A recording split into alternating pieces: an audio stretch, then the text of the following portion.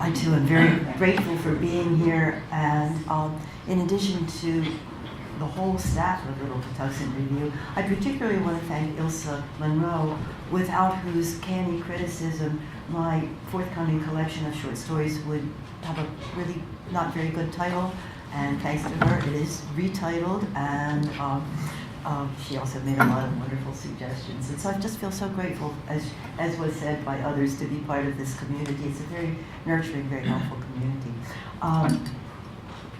My poem in here, can we talk shop for a minute? Everybody here's a writer. Okay, so I wanted to write about one of my favorite bugs, which are locusts, and one of my favorite pods, which is also locust. But I wanted it to be very musical, but I wanted the music to be both rather noisy and somewhat irritating, as many of us find. I mean, I love locust noise, but it can get to you.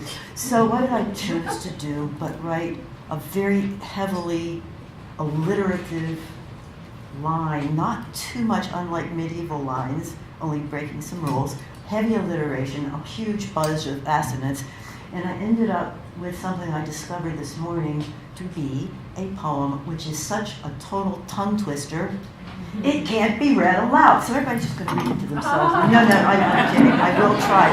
But,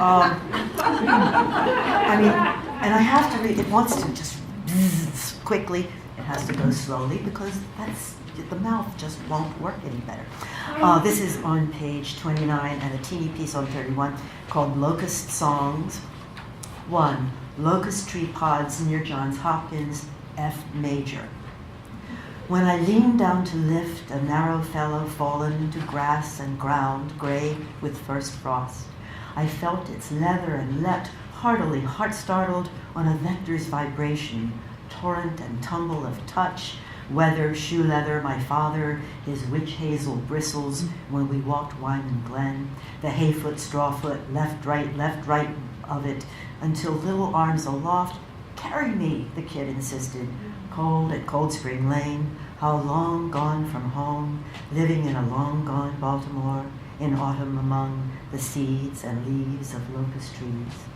And I break the black pod, and the honey comes quickly, yarrow yellow, lucent ooze of juice all aleak and luscious to lick. Locusts.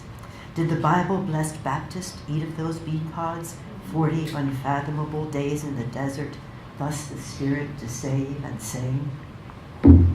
Part 2, warning, warming, or actually warning, F minor.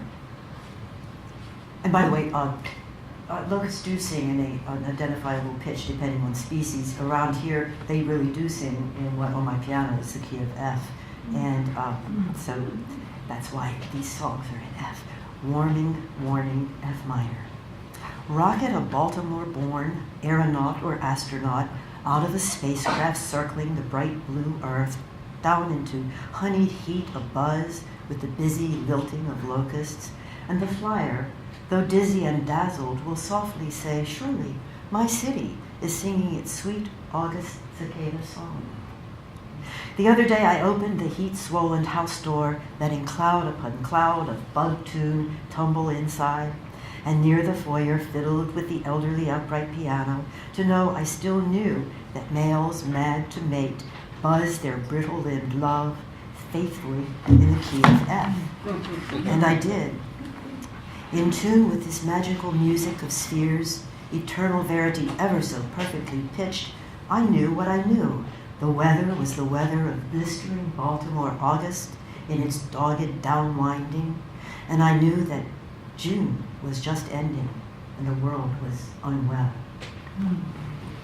And I have a friend who is actually still a friend, despite the fact that she said, oh, that's a cute poem. Yeah, I'm writing about global warming and it's cute. Just a quickie, there was also, I'm so unmusical, and yet everything I write is about the music of things like road noise, and this is called Road Noise. And some of you may remember there was a patch of road.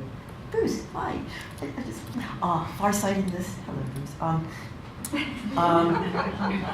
Just noticed.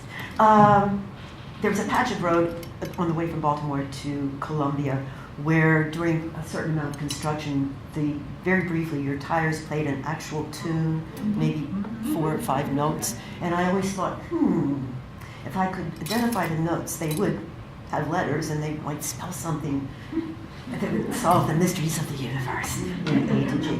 Road noise. The road to Columbia is trying to spell us something. If I could get to a piano, I could play it by ear, except it's bound to be humming nothing but A to G. Also, I wouldn't know how to read the sharps and flats. Sandals, summer clothes, bare legs, long hair braided makes women, maybe even me, look like girls from a distance.